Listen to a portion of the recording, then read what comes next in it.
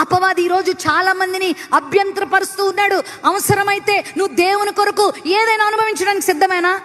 ఏసే దగ్గరికి వస్తే ఉద్యోగం వస్తుంది, ఏసే దగ్గరికి వస్తే పెళ్ళి అవుతుంది, ఏసే దగ్గరికి వస్తే రోగం తగ్గుద్ది, ఏసే దగ్గరికి వస్తే మేలు జరుగుద్ది. కరెక్టే, నేను కాదన్ను, అవన్నీ జరుగుతాయి. ఒక్కొక్కసారి యేసు కోసం, నీతి కోసం నువ్వు నిలబడితే శ్రమ కూడా వస్తుంది. మానేస్తావా? రే తాగరా నువ్వు అని అంటారు, తాగపోతే నీతో మాట్లాడమంటారు, అదొక శ్రమ. అంటే వాళ్ళు మాట్లాడరు, నువ్వు తాగేస్తావా? నిలబడతావా? అదొక శ్రమ, అదొక శోధన. నువ్వు నీతిగా బ్రతుకుతున్నప్పుడు స్నేహితులు నీతో మాట్లాడకపోవచ్చు, బంధువులు నీ దగ్గరకు రాకపోవచ్చు, నిన్ను లోకము ద్వేషించవచ్చు. ఎందుకంటే లోకానికి మంచితనం అంటే వద్దు, పరిశుద్ధత వద్దు, లోకానికి పాపం కావాలి. కానీ దేవునికి, దేవుని బిడ్డలకి పరిశుద్ధత కావాలి. మనం పరిశుద్ధత కోసం నిలబడుతున్నాం, నీతి కోసం నిలబడుతున్నాం, మంచి కోసం నిలబడుతున్నాం. నువ్వు అలా జీవిస్తే శ్రమ వస్తుంది, కానీ ఆ శ్రమలో నువ్వు నిలబడ్డావు.